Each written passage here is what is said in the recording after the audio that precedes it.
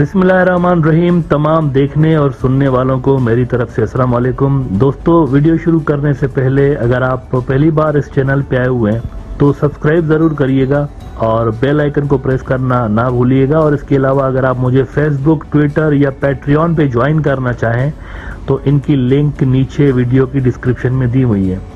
और अगर आप मेरे लिखे हुए बुक्स पढ़ना चाहते हैं तो उसकी भी लिंक नीचे डिस्क्रिप्शन में मौजूद है। वेस्ट बंगाल का इलाका सिलीगुड़ी कॉरिडोर, जिसको चिकन नेक भी कहा जाता है, स्ट्रेटेजिकली इंडिया का बहुत इंपॉर्टेंट इलाका है जो कि इंडिया के दो बड़े ज़मीनी ब्लॉक्स को आपस में मिला रहा होता है, यानी कि 7 सिस्टर स्टेट्स, जिसको उर्फ़े आम में नॉर्थ ईस्ट कहते हैं, और इंडियन मेनलैंड। अब भूटान और चाइना के दरमियान जैसे जैसे बाउंड्री डिस्प्यूट जो है वो हल के करीब चला जा रहा है, वैसे वैसे इंडिया की बेचैनी में इजाफा होता हुआ चला जा रहा है। और हमने देखा है कि रिसेंटली सिलीगुड़ी कॉरिडोर की सिक्योरिटी को मजबूत बनाने के लिए इंडिया ने बहुत ज़्यादा यहाँ पर हाथ पैर मारे हैं। इंडिया ने अपने राफेल जहाज़ भी यहाँ पे खड़े किए हैं, इंडिया ने एडिशनल फोर्सेस भी डिप्लॉय किए हैं, सारा कुछ किया है।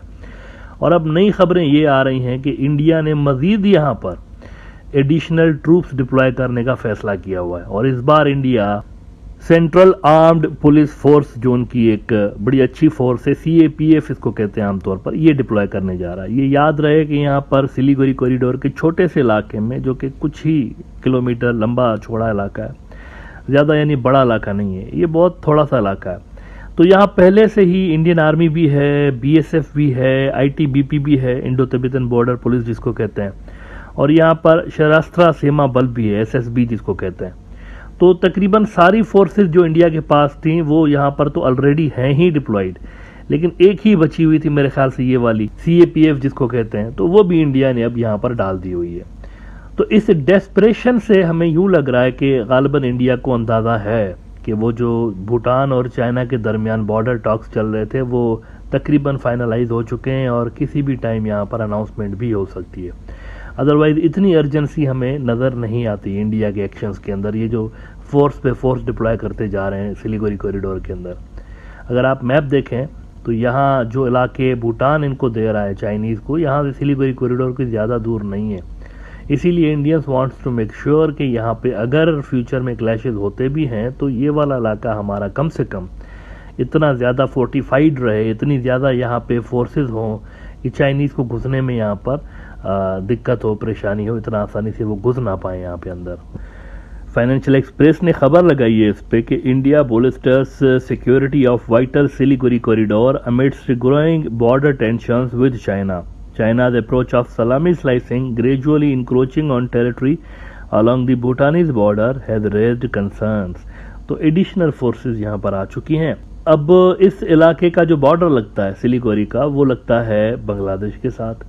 तो फ्यूचर में बांग्लादेश की जो भी गवर्नमेंट, अभी वहाँ पर इलेक्शन होने वाले हैं ना बांग्लादेश के अंदर, मेरे ख्याल से 2024 के स्टार्ट में होंगे या फिर 2023 के एंड में होंगे, वहाँ पर जो भी गवर्नमेंट बनेगी उसके लिए बड़ा इम्पॉर्टेंट होगा इस इशू को डील करना, क्योंकि यहाँ पर टेंशन्स की सूरत में डायरेक्टली बांग्लादेश सक्षम हो जाएगा, because India don't have any other option. Siliguri corridor के अलावा नॉर्थ ईस्ट तक पहुँचने के लिए कोई दूसरा ऑप्शन इंडिया के पास है ही नहीं। तो डेफिनेटली इंडिया बांग्लादेश ही रास्ते जा रहा होगा, जिस पर मैं पहले भी बात कर चुका हूँ। अगला जो बांग्लादेश का जो भी सेटअप आएगा उसके लिए बड़ा ये वाइटल होगा कि इस इशू को डील करें। नाउ इंडिया की जानिब से पहली मर्तबा अगले इलेक्शंस के हवाले से कमेंट किया गया है। बांग्लादेश के अगले इलेक्शंस के हवाले से पहली मर्तबा ऑफिशियली उन्होंने बात की है। बिहाइंड द सीन्स तो काम चल रहा है ना। अजीत डोवाल ने अमेरिकन काउंटर पार्ट के साथ बात की, जेक सुलेवान के साथ, ये जो इशू है बांग्लादेश के इलेक्शंस का वो डिस्कस किया।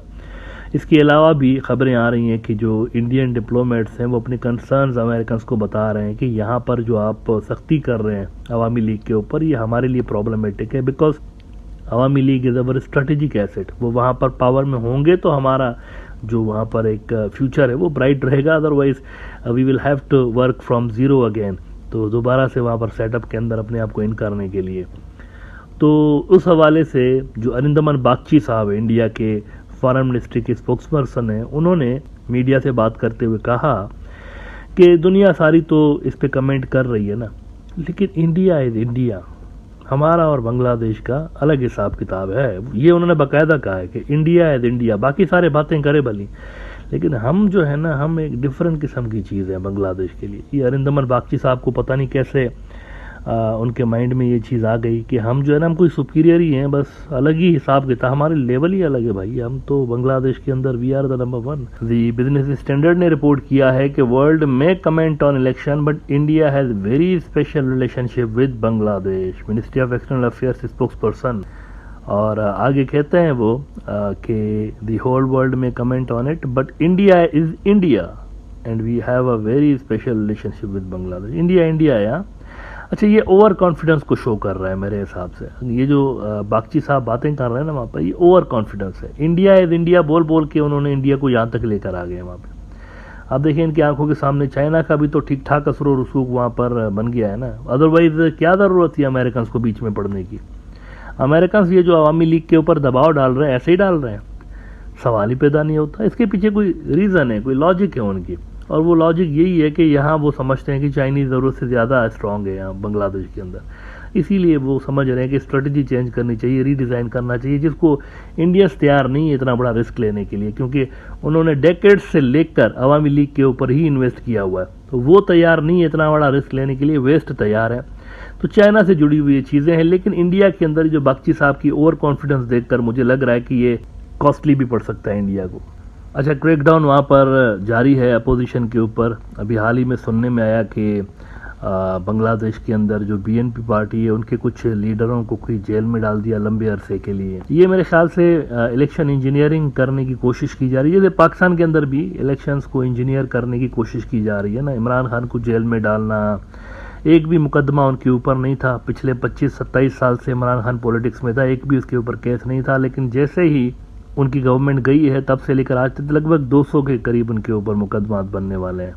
तो वहाँ पर भी उनकी डिस्क्वालिफिकेशन, फिर उनको पीटीआई की चेयरमैनशिप से हटा दिया जाएगा और ये सारा कुछ। तो ये वहाँ पर भी कुछ इंजीनियरिंग के आसार नज़र आ रहे हैं। लेकिन वहाँ पर जो पब्लिक रिस्पॉन्स है वो अभी तक पीडीएम की जो पार्टी है उनके हक में नहीं बन पाया। बिकॉज कल भी जो इलेक्शन हुआ है वहाँ पर पेशावर में, हवेलिया में, एबटाबाद में लोकल बॉडीज इलेक्शंस हुए। अब लोकल बॉडीज इलेक्शंस उस वक्त हुए जब इमरान खान को जेल में गए हुए एक दिन हुआ था। तो उसका रिजल्ट ये आया कि पेशावर के लोकल बॉडीज इलेक्शंस, जो कि लास्ट टाइम इमरान खान हार गया था, उसकी पार्टी हार गई थी, 9000 वोट लेकर चौथे नंबर पर आए थे। अब कल जो इलेक्शंस हुए उसमें इमरान खान पहले नंबर पे आया, 20,300 से ज्यादा उसको वोट पड़े, 333 वोट पड़े। नंबर 1 पे उसकी पार्टी, 7,000 से ज्यादा उसने लीड ली है। अच्छा, सारे के सारे पीटीआई की जो टॉप की लीडरशिप है वो अंडरग्राउंड है, वो कैंपेन नहीं कर सकते। झंडा लगाने पे भी सुनने में आ रहा है कि वहाँ पर बैन था। तो पीटीआई का टिकट लेने वाला कोई नहीं था। इमरान खान ने जमान पार्क अपने घर के अंदर उसका जो गार्ड था उसको टिकट दिया था। तो आम सा कारकुन था, ऐसे कोई हाई फाई किस्म का लीडर नहीं था, वो जीत गया है सिर्फ इमरान खान के नाम पे। तो वोटर जब तक वोट बैंक इमरान खान का मैनेज नहीं होता, मुमकिन है कि पाकिस्तान के अंदर इलेक्शंस ना हो। यहाँ बांग्लादेश के अंदर देखना यह है कि स्ट्रेटेजी क्या होती है। बागची साहब ने ये जो मीडिया से बात की ना, उसमें कुछ ये मुझे नजर आया इंडिया का माइंड कि वायलेंस वो कहते हैं नहीं होगी और पीसफुल इलेक्शंस होंगे। मेरे ख्याल से वहाँ पर भी कुछ इस तरह की इंजीनियरिंग की जाएगी कि पहले सारी की सारी अपोजिशन को मैनेज कर लिया जाए, उसके बाद इलेक्शंस ऐसे किए जाएं कि वहाँ पर रेजिस्टेंस इलेक्शन वाले दिन कुछ भी ना हो और दुनिया को कम से कम हम ये दिखाएं कि वायलेंस फ्री इलेक्शंस थे, बिल्कुल अच्छा हुआ सारा, ज़बरदस्त, और हम जीत गए। तो मेरे ख्याल से ये कुछ अंदाज़ा है वहाँ पर कि इस तरह से होना है इलेक्शन के अंदर। अब होता क्या है ये तो इलेक्शन वाले दिन पता चलेगा। लेकिन ये जो इंडिया के अंदर अभी भी एक है ना कि इंडिया इज इंडिया, और वो जो ओवर कॉन्फिडेंस नज़र आ रहा है बांग्लादेश के हवाले से, मेरे ख्याल से ये गैर ज़रूरी भी है और इंडिया के लिए ये प्रॉब्लमेटिक भी हो सकता है आगे चल के।